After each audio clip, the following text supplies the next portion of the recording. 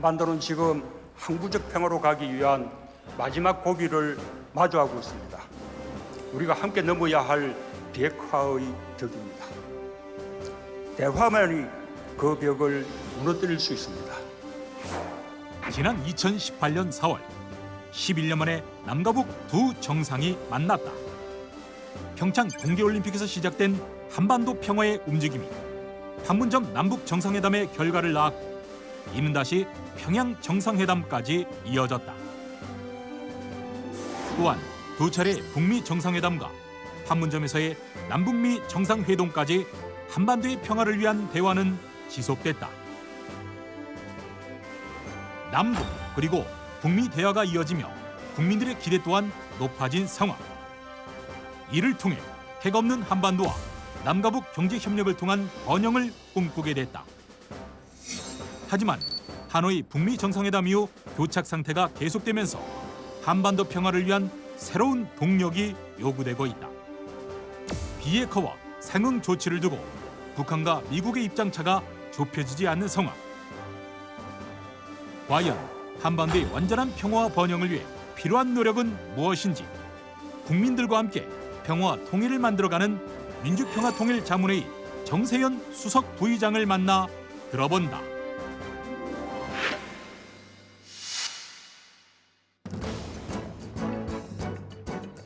여러분 안녕하십니까. 최일구의 정말 진행을 맡은 최일구입니다. 문재인 정부 2년 반 동안 국민이 꼽는 가장 큰 성과는 바로 통일 외교 분야입니다. 지금은 북미 협상이 교착 상태에 머물면서 그 성과가 다소 비칠 바람감이 있긴 한데요. 장기적으로 보자면 우리의 정치, 경제, 사회적 발전을 위해서 가장 필수적인 것이 바로 한반도 평화와 이를 위한 남북관계 개선일 겁니다. 자, 그렇다면 지금 한반도 평화와 번영은 어디까지 왔고 앞으로 어떤 노력이 필요할까요? 정세현 민주평화통일자문회의 수석 부의장 모시고 이야기 들어보도록 하겠습니다. 안녕하세요. 예, 안녕하십니까. 한반도에 현인 이렇게 와주셔가지고 감사합니다. 네. 이제 9월부터 수석 부의장을 맡고 계신데 민주평화통일자문회의 구체적으로 어떤 일을 하는 곳인지 잘 모르는 분들도 많을 것 같아요. 예, 그럴 거예요. 소개 좀 먼저 간략히 좀 해주시죠. 예, 생긴 것은 80년 7, 8월에 준비를 해가지고 그때 제가 통일원에 있으면서 그 민주평화통일자문회 출범을 위한 실무 작업 책임자였었습니다. 81년 6월 5일 날 출범을 했죠. 10,000명으로 출범을 했습니다. 예. 근데 원래 이제 만든 목적이라고 취지는 정부의 통일 정책, 대북 정책에 대한 국민적 지지를 끌어내는 그런 중간자 역할을 하는 거였었어요. 근데 이제 벌써 세월이 흘러서 출범한 지 38년이 됐습니다. 예. 19기가 출범을 했는데 2년마다 이제 한 번씩 자문위원을 바꾸는데요. 수석 부의장도 이제 바꾸고. 근데 19기까지 오는 동안에 처음에 10,000명으로 시작을 했는데 지금 19,000명으로 늘어났고 특히 구성상의 특징으로는 초기에는 그 이 대북 정책이나 외교안보 통일 문제 전문가들이 별로 없었어요. 예. 근데 이제 지금은 많아졌습니다. 19,000명 중에 500명에 달하는 상임위원은 전문가라고 봐야 돼요. 되게 박사학위, 이 분야 박사학위 소지자들이 많습니다. 그러다 보니까 이 전문가들로부터의 정책 건의를 받는 그런 기능이 추가가 됐습니다. 예. 그래서 그러니까 무조건 정부의 대북 정책을 지지하는 중간자 내지는 촉진자 역할만 하는 건 아니고 어떤 문제가 생겼을 때 통일 외교안보 분야에서 문제가 생겼을 때 이것을 이런 방향으로 문제를 해결하는 게 좋지 않겠냐는 정책을 말하자면 수립을 해서 의장이신 대통령한테 건의하는 기능도 동시에 합니다. 예. 해외도 많은 자문위원들이 계신 걸로 알고 있는데 9월 30일 날 보니까 해외 간부 워크숍도 갖고 그러셨더라고요. 예, 해외 자문위원들 중에는 이제 지역협의회 회장이나 간사들은 다 왔었죠. 그 청와대에서 500명만 모여가지고 대통령 모시고 첫 회의를 전체 회의를 한 적이 있습니다. 해외 조직은 어떤 일을 합니까? 해외 조직은 초기에는 그게 이제 없었는데 초기에는 한 200~300명 정도 상징적으로 들어와 있었지만은 점점 그 전체 자문위원 숫자가 19,000명까지 늘어나면서 금년 출범하는 19기에는 해외 자문위원이 3,600명이나 됩니다. 미국에만 해도 한 320~30명 될 거예요. 일본도 상당한 숫자가 있고. 그러니까 이 해외에 있는 통일 민주평통 자문회의 자문위원님들은 우리 정부의 대북 정책에 대한 그 주재국에 그분들이 사는 나라의 여론 또는 정부가 우리 정책을 지지하도록 하는 그런 그 역할을 좀 해주십사 하는 그걸 이제 공공외교라고 성격 규정을 했습니다만은 실질적인 내용은 여러분 그 미국이면 미국, 일본이면 일본, 일본의 언론이나 또는 학자 또는 정치인들이 한국의 대북 정책을 지지하도록 네트워킹을 해나가는 그런 역할을 부탁드리고 있습니다. 자문위원이 되려면 어떻게 해야 돼요? 만약 제가 자문위원이 되고 싶어요. 그러면 어떤 자격 조건 같은 게 있습니까? 그러면 이번에는 그 19기부터는 국민공모제도 실시를 했기 때문에 뭐 어렵지는 않아요. 그러나 이제 그동안에 했던 분들이 계속 이제 역할을 해주실 분이 있고, 그다음에 또 이제 교체를 해야 될 분도 있고 그런데 자연스럽게 이제 세대 교체가 일어나고 있으니까 그러나 중간에 이미 19기에 출범한 뒤에 중간에 들어가기는 어렵습니다. 알겠습니다. 20기에 들어오시죠. 자, 그 이제 9월부터 이제 19기가 이제 수석부의장 2년입니다, 임기가. 임기가요. 임기가 2년. 임기 2년. 그러니까 9월부터 이제 19기가 임기가 이제 시작이 됐는데 그때부터 수석부의장 되신 거고요. 기존의 민주평통과 이번 19기하고 어떤 뭐 차이점 뭐 어떤 게 있습니까? 예, 지난번 18기는 사실은 좀 숫자가 너무 많았었어요. 23,000명이었대요. 근데 그걸 4,000명을 줄였고 말하자면 정예화한 거죠. 근데 줄이면서도 여성의 비율을 40%로 늘리고 청년의 비율을 30%로 올렸습니다. 그러니까 여성과 청년의 비율이 높아졌다는 얘기는 그만큼 젊어졌다는 얘기고 어떤 점에서 역동적이 됐다는 얘기입니다. 솔직히 말해서 여성 자문위원님들의 숫자를 늘리는 것은 통일 후계 세대를 양성하는 데 있어서 좀 효율적이 되지 않겠는가 하는 그 개선을 했고, 또 청년들은 그 자신이 통일 문제에 대해서 올바른 생각을 갖도록 분위기를 만들어주고 또 바로 여기서 배운 걸 자기 자녀들한테 전수할 수 있도록 그렇게 지금 만든 것이 이전 평통과 18기 이전의 평통과 19기의 평통의 중대한 차이라고 봅니다.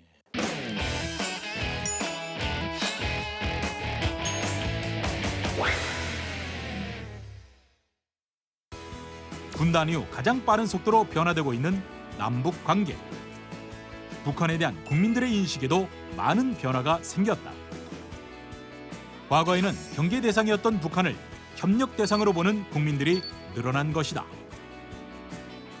한반도 평화를 위해 반드시 필요한 북핵 문제에 대해서도 긍정적인 기대를 가지고 있었다. 하지만 통일 시기에 대해서는 의견이 다양했다. 대부분 10년 이상은 걸릴 것이라는 의견. 70여 년 가까이 이어져 온 갈등이 하루아침에 해결되기는 어렵다고 보는 것이다. 과연 지난 2년간의 대화 노력이 국민들의 생각에 남북 관계에 어떤 영향을 끼친 것일까? 또 한반도의 평화의 시계는 어떻게 흘러가게 될까? 자, 지금부터는 이제 한반도 평화와 앞으로 새로운 시작 한번 좀 여쭤보고 싶어요. 작년에 평창 올림픽을 시작으로 해서 한반도 문제가 이제 획기적인 변화가 한반도에 이제 시작이 됐는데 지금 시점에서 돌아보면요. 그런 변화가 어떻게 해서 시작이 됐는지 남북 양측의 정치 사회적 요인 어떻게 보십니까? 네, 사실 저 작년 벌써 재작년이 됐네요. 네. 2017년 한 해는 정말 그 우리 국내적으로도 뭐 탄핵에 바로 또 대선으로 대선 치렀고요. 이어지면서 국내 정치 정세도 굉장히 빠른 속도로 변화하고 굉장히 하루 한 치 앞을 내다보기 어려운 상황이었지만 한반도를 둘러싼 국제 정세도 굉장히 불안했었습니다. 네. 북한은 계속 핵실험하고 미사일 발사하고는 그런 행동을 계속했고 예. 거기에 대해서 미국은 계속 북한을 압박하고 비난하는 그런 그 행동을 선도했었죠. 그러다 보니까 미국과 북한 사이에 낀 한국 정부로서는 참 굉장히 어려운 상황에 있었습니다. 네. 그런데 다행히도 문재인 정부가 들어서면서 북한을 압박해서는 이 핵 문제 해결이 오히려 안 되는 거고 북한을 설득을 해서 미국과 접촉을 하고 협상이 이루어질 수 있도록 분위기를 만들어야 된다는 생각으로 문 대통령이 계속 평창 올림픽에 북한이 참가를 하는 얘기를 취임 직후부터 계속 그야말로 주제가처럼 노래를 불렀습니다. 예. 근데 이제 그것만 가지고 된 건 아니고 한편 북한이 이 그 ICBM 발사가 성공하고 난 뒤에 트럼프 대통령 입이 싹 닫아졌어요. 어떻게 보면은 북한의 그 벼랑 끝 전술이 미국을 압박해서 결국 미국으로 하여금 미국도 막 협상을 해야 되는 거 아니냐. 평창 올림픽을 계기로 해가지고 남북 정상회담을 연결시키고 정상회담을 그냥 그 자체로서 의미를 두지 않고 이것은 어디까지나 북미 정상회담의 길잡이다. 이렇게 이제 성격 규정을 해서 2018년에 북미 정상회담이 이루어지지 않았습니까? 네. 남북 간에는 3번이나 정상회담을 했고 그랬죠. 북미 간에도 역사상 처음으로 북미 정상이 싱가포르에서 만났습니다. 6월 달에. 그렇게 되면서 상황이 급반전이 됐죠. 그러니까 이 정치의 세계에서 하루가 범부의 일생보다도 길다고 그러는데 그 1년이 작년 1년이 정말 우리 해방 후 그 분단 사회에 있어서 정말 70년보다도 더 긴 시간이었던 것 같아요.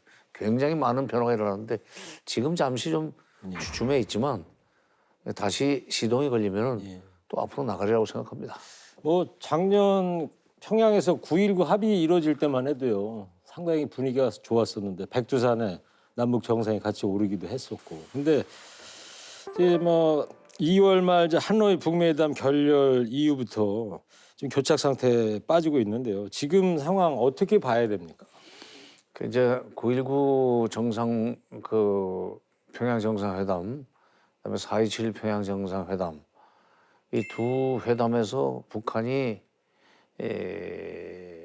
간절히 바랐던 것은 이게 미국의 대북 정책이 완전히 바뀌기 전에라도 남한이 금강산 관광이나 개성공단 조업을 좀 재개해 주길 바라고 예. 또 자기네 이 경제 발전을 위해서 남북 간의 철도가 좀 더 그 현대화되는 식으로 발전이 됐으면 좋겠다는 것을 간절히 바랐습니다. 예. 그래서 4.27 판문점 정상회담에서도 그 개성공단이나 금강산 또는 철도도로 현대화 이것을 이제 합의를 해서 문서화했고 또 9.19 평양 공동선언에서도 그 얘기를 또 했어요. 또 하면서 조건이 갖춰지면 바로 이것을 실시하겠다는 약속을 솔직히 말해서 했습니다, 우리가. 그런데 그 합의서가 만들어지고 난 뒤에 심지어 군사 분야 그런 걸 위해서는 군사 분야 긴장이 완화될 필요가 있기 때문에 별도로 9.19 9월 19일 날 남북 간의 군사 분야 합의서까지 만들었습니다. 그래서 예. 비무장지대 GP를 철거하고 그다음에 실제로 또 판문점 초소가 철거되고 JSA를 완전 무장 해제하는 그 합의를 했는데 일부 것이 이행이 됐죠. 그 와중에 미국에서 그런 행동에 대한 말하자면 군사 문제에 관해서 미국의 사전 협의 없이 미국과 사전 협의 없이 한국이 독단적으로 했다는 데 대해서 불편한 심기를 드러내기 시작했어요. 조금 이게 좀 그 서글픈 얘기입니다만은 그러면서 이제 남북 관계가 북미 관계보다 앞서가는 것은 별로 좋지 않다는 얘기를 노골적으로 하고 쉽게 얘기해서 발목을 잡기 시작했죠. 그러다 보니까 4월 27일 날 판문점에서의 약속, 9월 19일 날 평양에서의 약속, 금강산 관광이나 개성공단, 철도도로 이걸 이행을 못 하게 된 거예요. 그러면서 이제 해를 넘겼습니다. 네. 해를 넘겼지만은 김정은 북한 국무위원장 입장에서는 남한 대통령이 2번이나 약속을 했으니까 이거 웬만하면 되지 않겠느냐 해서 금년 중에 금강산 관광이나 개성공단은 조업은 그동안에 묵혀놨던 동안에 뭐 여러 가지 자기네들이 관리했던 뭐 여러 가지 경비도 있지만 그런 거 다 따지지 않고 대가나 조건 없이 바로 시작할 수 있다고 큰 소리를 쳤는데 이게 이행도 안 되는 뿐만 아니라 하노이 228 하노이 회담이 노딜로 끝났단 말이에요. 네. 남북관계 하나도 진전 안 되지. 그다음에 북미 협상은 깨지지. 이렇게 되면서 북한이 좀 말하자면 심통이 나기 시작했어요. 네. 그 4월부터는 굉장히 험악한 말투를 막 쏟아냈는데 지금 그래도 한국이 나서 가지고 지난 6월 30일 날 그 트럼프 대통령을 오사카까지 온 트럼프 대통령을 서울로 땡겨서 오면은 반드시 판문점 가게 돼 있으니까 판문점 가도록 만든 뒤에 북쪽에 김정은 위원장이 내려오도록 해가지고 거기서 3자 회동을 하지 않았습니까? 판문점 남북미 정상이 그렇지. 되면서. 남북미 정상들의 회동이 있었죠. 그 연장선상에서 이제 10월 5일 날 스톡홀름에서 회담을 했는데 북미 실무회담. 회담을 했는데 그게 거기서도 미국이 과거에 그러니까 하노이 회담을 깰 때의 입장에서 조금 더 진전이 안 보이니까 북한이 회담을 깨고 나왔죠. 예. 그러고는 연말까지 기다릴 테니까 태도를 바꿔서 나오라. 그렇지 않으면은 다시 핵실험도 하고 미사일도 또 발사할 수도 있다. 네. 그래서 이제 겁을 주는 행동을 했고 그 연장에서 또 며칠 전에 김계관에 이어서 김영철까지 이 연내까지 어떻게 좀 미국 보고 좀 압박을 넣지 않았습니까? 회담해야 된다고. 그러기 전에 김영철 그 노동당 부위원장이 미국을 압박하고 그좀 며칠 전에 또 김계관 외무성 고문이 미국을 언론식의 성명을 내기 전에 15일쯤으로 지금 추정이 되는데 김정은 위원장이 그 간부들 데리고 백마까지 타고 말을 타고 백두산에 오르는 첫눈이 내리는 백두산에 오르는 그런 그 일종의 퍼포먼스죠. 예. 그걸 이제 연출하고 난 뒤에 북한 매체를 통해서 나온 그 메시지는 그동안에 미국이 국제사회를 끌고 가해온 북한에 대해서 가해온 압박과 제재 때문에 북한 인민들이 고통을 많이 당했다. 그러나 그 고통은 이미 분노로 바뀌어가지고 이 분노의 힘으로 미국과 한번 결사항전할 수 있다. 그런 메시지를 보냈어요. 그러니까 말 타고 그 박수산에 오르는 게 말을 타고 나간다는 건 전장에 나간다는 뜻입니다. 네. 백마라는 것은 이제 그 장수가 타는 말 아닙니까? 그렇죠. 그러니까 말을 타고 백두산에 오르는 것은 상징적으로 미국과 한판 붙을 수도 있다는 메시지였고 그다음에 이럴 수도 있으니 주민들은 인민들은 그 고통을 좀 더 참아라. 그리고 그 고통을 분노로 바꿔서 이걸 미국과 싸울 수 있는 힘으로 만들자. 그러니까 미국한테는 그게 바로 어떤 메시지가 되냐면 할 때면 해봐라. 우리는 이제 이미 고통은 일상화됐고 그걸 분노로 바꿔가지고 미국과 죽기 살기로 한번 싸워올 테니 셈법을 바꿔서 나오려면 나오고 말라면 말라. 이런 이제 일종의 최후 통첩이었죠. 그거를 김계관, 요 며칠 전에 김계관, 김영철 두 사람이 받아서 풀어낸 겁니다.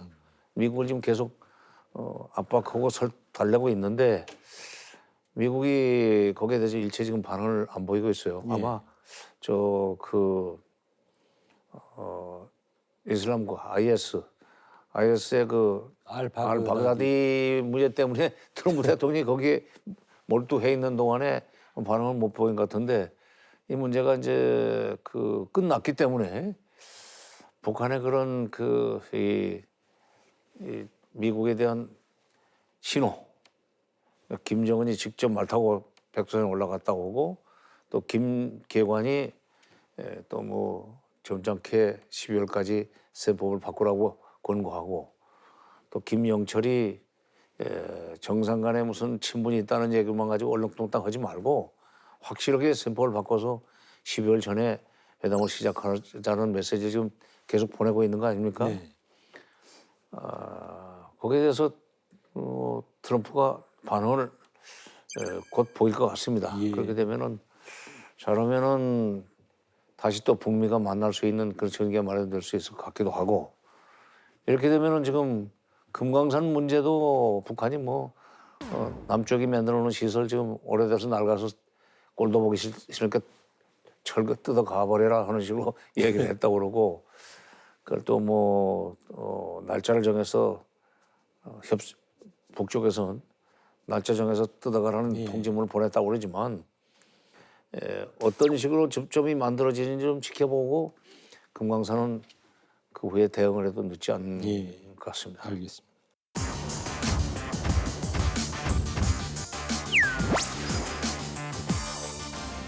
북한한테 가고 있는 군사적 압박이 북한한테는 굉장히 무서운 겁니다, 솔직히.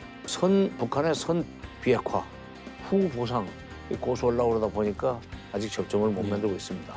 북한과 미국 사이에서 중간자, 촉진자 역할을 해가지고 문 대통령이 좀 더 적극적으로 움직여서 북핵 문제 해결에 전기를 마련할 수 있을 겁니다.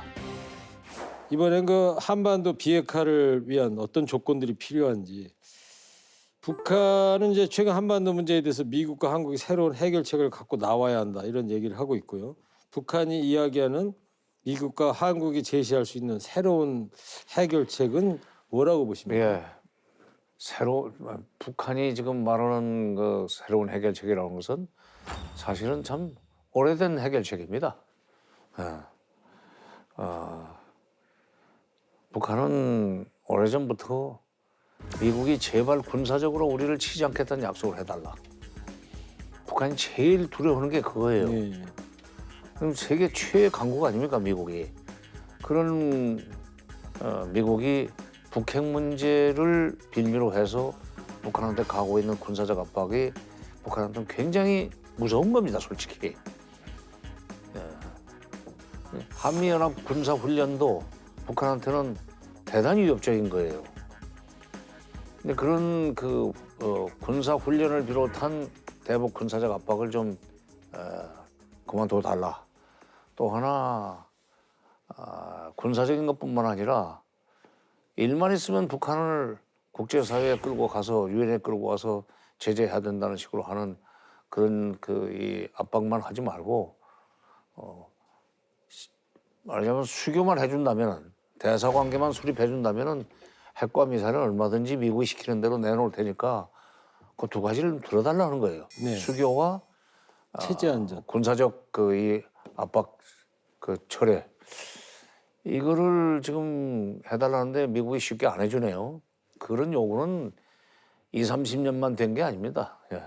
벌써 핵 문제가 90년대 초에 불거졌는데 그러니까 벌써 한 5, 6년 똑같은 얘기를 하는데 미국이 들어줄 듯 해서 북한을 불러냈다가 다시 또 그 약속이 깨지고 해서 좀 여기까지 왔는데 이번에도 베이징에서 열리는 그 회의에 북한의 인민무력성 부상이 가가지고 그 얘기를 했죠. 한국에서 지금 미국과 같이 오는 한미연합훈련 이거 중단해달라는 얘기고 미국은 툭하면은 뭐 이번에도 어제 그제든가도 그 B-52 전략 폭격기 그 북한이 제일 무서운 겁니다. 예. 6.25 당시에는 B-29가 무서웠는데 요즘 B-52라고 그래서 그게 엄청나게 많은 폭탄을 싣고 물론 이제 북한 영공으로 들어가지는 않았어요. 동해상으로 이렇게 비행을 했는데 그거는 꼭 북한만을 의식한 건 아니에요. 중국, 러시아까지도 좀 견제하는 의미가 있습니다. 말하자면 지금 괌도나 일본에 있는 괌도, 일본, 한국에 있는 미군은 북한 때문만 있는 건 아니고 네. 중국, 러시아도 견제를 하면서 태평양에 대한 제해권을 미국의 제해권을 지금 보장받는 그런 어떤 이 기능을 하고 있지 않습니까? 이런 것들이 북한으로서는 비록 중국, 러시아까지 견제하는 행동인 건 알지만 그중에 북한도 거기에 견제 내지는 공격 대상이 될 수 있다는 것이 확실하기 때문에 그런 거를 좀 하지 말아달라는 겁니다. 그 일부에서는 비핵화를 위해서 말이죠. 북한이 영변의 핵시설 폐기하고 그리고 미국의 어떤 북한 체제 보장이 이루어진다면 북미 간 비핵화 협상이 좀 획기적 진전을 보이지 않겠느냐 이런 전망도 있는데 이거에 대해서 어떻게 보십니까? 근데 그게 이제 순서의 문제예요. 예. 미국은 영변의 핵시설뿐만 아니라 영변의 핵시설은 말하자면 지금 발전소라든가 또는 뭐 폭탄을 만들 수 있는 그런 것들이죠. 핵시설은 미래 핵을 만들 수 있는 그런 이 기반이고 과거 핵은 이미 만들어 놓은 핵무기입니다. 네. 그다음에 현재 핵은 지금 가지고 있는 핵 물질이라든지 무슨 뭐 시설이라든지 이런 것들인데 북한은 영변 핵시설을 폐기하는 대신 거기에 걸맞는 상응 조치, 예를 들면 군사적 훈련을 이제 안 한다라든지 아니면은 수교 협상을 개시해서 연락사무소를 개설해 준다든지 종전을 선언해 준다든지 하면은 얼마든지 하겠다. 그런데 그러니까 북한은 미국한테 1대1로 상호주의로 하자는 겁니다. 단계적으로 나가자는 거고. 근데 이제 미국은 어떤 입장이냐면 가지고 있는 거 과거 핵, 미래 핵, 현재 핵 다 내놔. 다 내놓고 나면은 그거를 우리가 평가를 해서 이 70점짜리면 70점짜리만 보상을 주고 100점짜리면 100점짜리 보상을 해주겠다 하는 식으로 아니면 북한의 선 비핵화, 후 보상 이 순서를 계속 고수하려고 그러다 보니까 아직 접점을 못 만들고 있습니다. 이거를 지금 우리가 역할을 해서 북한의 요구도 좀 들어주고 또 미국을 하여금 미국의 요구도 좀 들어주라. 적정하게 중간선에서 그걸 이제 굿 이너프 딜이라는 말로 지난 2월 달에는 우리 정부가 그걸 썼는데 공식적으로 그렇게 만들어야 되는데 아직 지금 그렇게 못하고 있네요. 예. 다시 시작했던 이제 북미 실무회담이 이제 성과를 내지 못하고 있는데요. 최근에 미국에서 트럼프 대통령 탄핵 움직임이 있고요. 북한도 이전과 달리 미국과 남한에 대해서 비판적인 입장을 자주 내고 있습니다. 앞으로 비핵화 협상 어떻게 전망하세요? 뭐 북한이 우리에 대해서 조금 섭섭해하는 것은 그건 뭐 전혀 근거가 없는 건 아니에요. 예. 왜냐면 처음에 작년 4월부터 6월, 9월까지만 해도 문 대통령에 대해서 기대를 많이 걸었었습니다. 김정은 위원장이. 오죽했으면 9월 19일 날 그 평양에서 능라도 경기장이라고 15만 명이 들어가는 운동장입니다. 15만 명의 평양 시민을 모아놓고 문 대통령과 하여금 연설을 하게 했어요. 7분짜리. 네. 근데 보통은 1, 2분짜리 그 환영 만찬 답사도 사진을 원고를 보자고 합니다. 제가 가서 그 전에 장관급 회담 때 흐려 이제 환영사, 환영 만찬사 하면은 답사를 해야 돼요. 그 원고를 보자고 하는데 작년 9월 달에는 그 보자고 하는 얘기를 안 했다는 거예요. 그만큼 문 대통령을 믿었다는 얘기죠. 북한과 미국 사이에서 중간자, 촉진자 역할을 해가지고 이 접점을 자꾸 만들려고 합니다. 만들려고 그러는데 그거를 빨리 안 해준다고 지금 좀 더 적극적으로 안 해준다. 그리고 북한에서 그런 식으로 그 넌지시 그 운을 띄우기도 했는데 우리보다는 자기네 북한보다는 좀 미국을 빨리 설득해서 미국이 셈법을 바꾸도록 좀 해라. 그런 요구를 지금 그렇게 강하게 하고 있는 중입니다. 네. 그걸 바로 우리가 이해를 하고 우리 국민들이 그걸 용납해 준다면은 문 대통령이 좀 더 적극적으로 움직여서 북핵 문제 해결에 전기를 마련할 수 있을 겁니다. 네, 알겠습니다.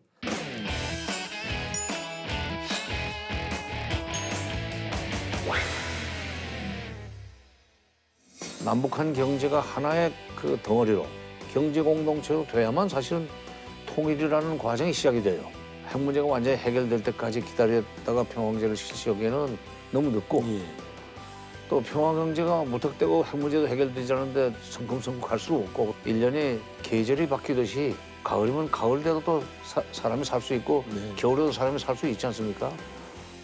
느긋하게 다시 또 봄이 온다는 기대를 가지고 좀 기다려 주시면 정부가 우리 한반도가 앞으로 살기 위해서 가장 큰 블루오션은 역시 남북 평화일 거라고 좀 생각이 들고요. 이 평화 경제가 그래서 문재인 정부에서 이제 내고는 모토 중에 하나인데 평화 경제 구체적으로 어떤 모습을 생각할 수 있습니까? 원래 이제 문 대통령이 이번에 8.15 경축사에서 평화 경제를 얘기했지만 그동안에 정권 초에는 한반도 신경제 지도라는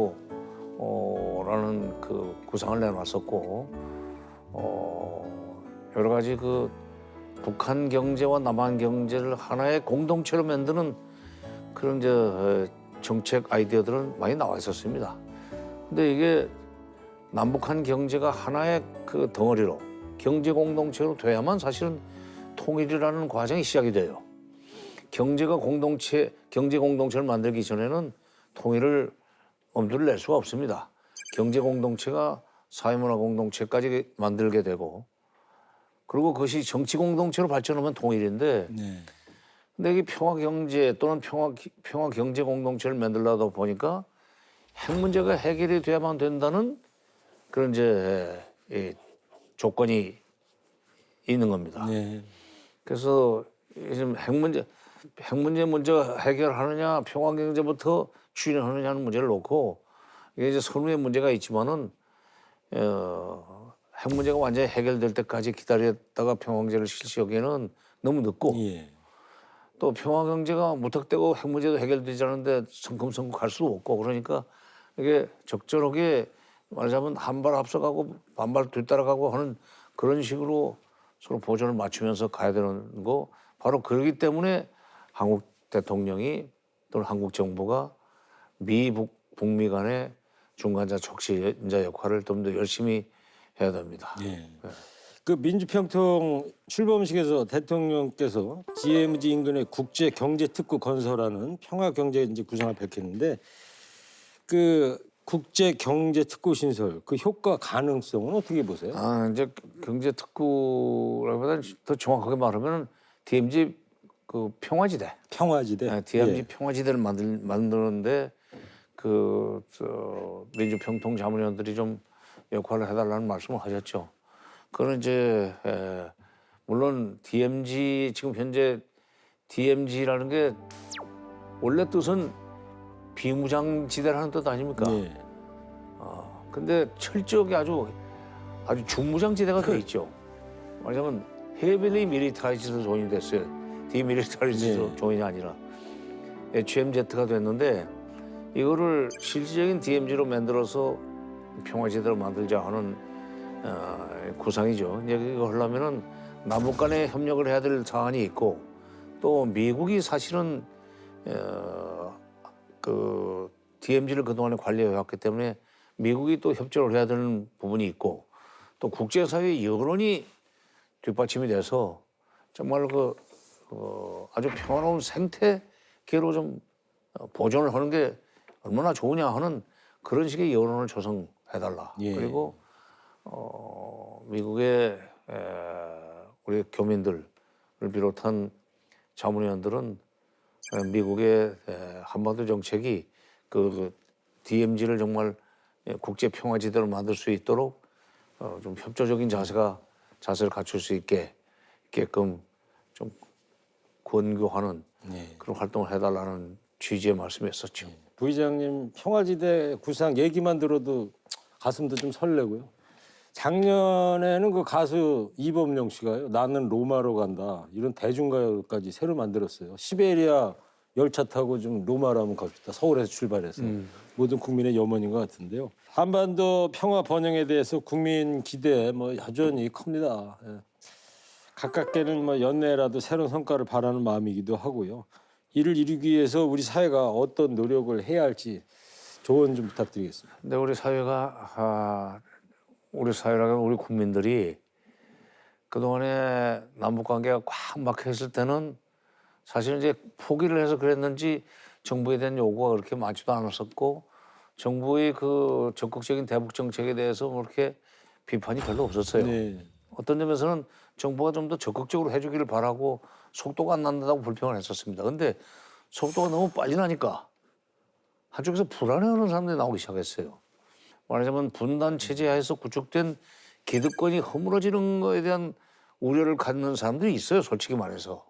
이 사람들은 이제 이래도 10이고 저래도 10이지만 하여튼 정세라는 것은 완화됐다가 다시 긴장 될 수도 있고 그래도 다시 풀리고 남북 관계가 잘 나가다가 중간에 좀 쉬었다가 다시 또 풀릴 수도 있고 또 북핵 문제도 풀릴 뻔하다가 이제 또 그 교착됐다가 다시 또 풀려나가고 이렇게 될 거니까 이게 마치 1년에 계절이 바뀌듯이 이 상황이 계속 바뀌면서도 또 가을이면 가을대로 또 사람이 살 수 있고 네. 겨울에도 사람이 살 수 있지 않습니까?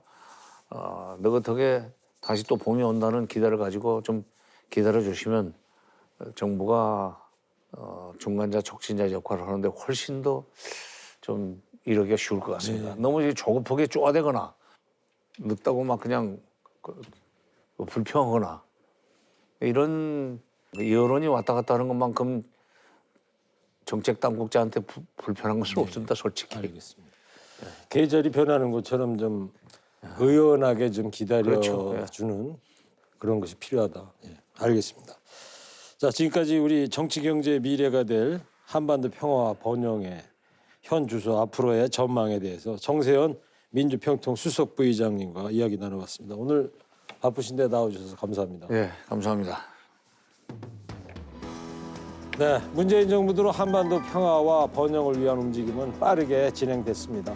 초반에 빠른 발걸음만큼 우리의 기대도 빠르게 커졌습니다. 그렇지만 70년의 분단과 갈등이 한 걸음에 해소될 수는 없겠죠. 평화와 번영의 새 길도 때로는 긴 숨을 고르면서 만들어 가야 할 것 같습니다.